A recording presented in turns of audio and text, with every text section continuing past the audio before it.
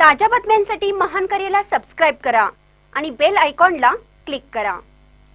स्थानिक स्वराज्य संस्थांच्या निवडणुकांसाठी गुहागरमधील प्रशासन सज्ज।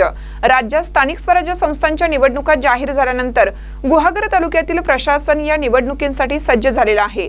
5 फेब्रुवारी रोजी होणाऱ्या मतदानासाठी तालुक्यामध्ये 145 केंद्र असून त्या केंद्रावरती पुरुष 44,115 आणि महिला 55,617 असे एकूण 96,832 मतदार असणार आहेत। गुहागर तालुक्यातील जिल्हा परिषद रत्नागिरीसाठी एकूण 5 गट आहेत व पंचायत समिती गुहागरसाठी एकूण 10 गण असणार आहेत। ही निवडणूक प्रक्रिया सुरळीत पार पाडण्यासाठी निवडणूक निर्णय अधिकारी म्हणून एकूण 20 पथकांची नेमणूक करण्यात आली आहे।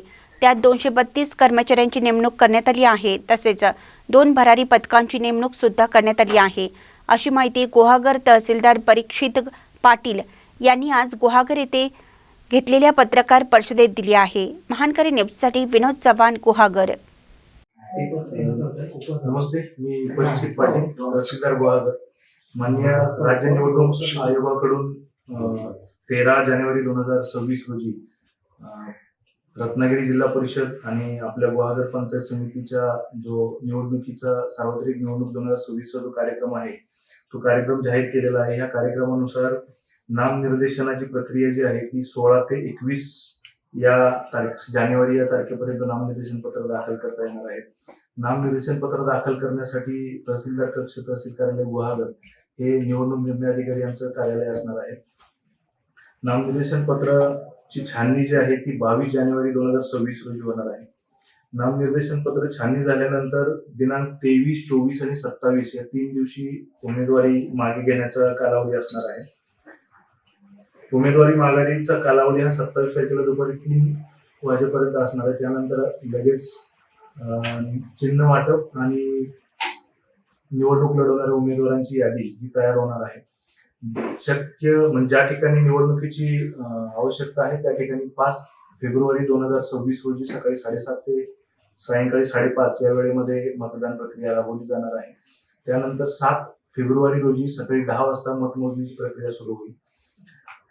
मतदान हे 5 तारखेला होणार आहे। मतदानासाठी एकूण गुहागर तालुक्यामध्ये 145 केंद्र असून त्या 145 केंद्रावरती पुरुष 44,115 आणि स्त्रिया 52,717 असे एकूण 96,832 मतदार असणार आहेत। गुहागर तालुक्यामध्ये जिल्हा परिषद रत्नागिरीसाठी एकूण 5 गट आहेत आणि पंचायत समिती गुहागरसाठी एकूण 10 गण आहेत। तसे एकूण 15 जागांसाठी आपल्याला गुहागर तालुक्यामध्ये निवडणूक प्रक्रिया पार पाडावी लागणार आहे।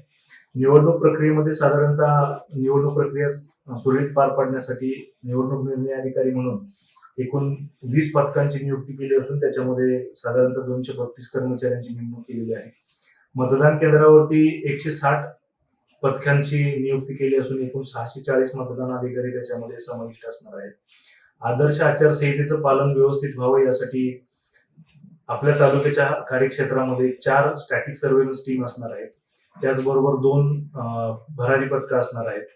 यामध्ये 3 व्हिडिओ सर्व्हेलन्स टीम देखील असणार आहेत।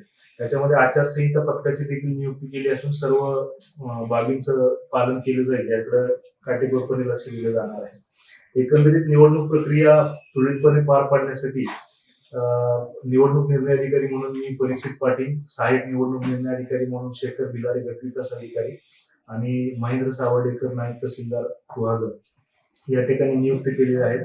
या सर्व प्रक्रिया चांगल्या पद्धतीने पार पाडाव्यात यासाठी पूर्णपणे नियोजन करण्यात आलेलं आहे।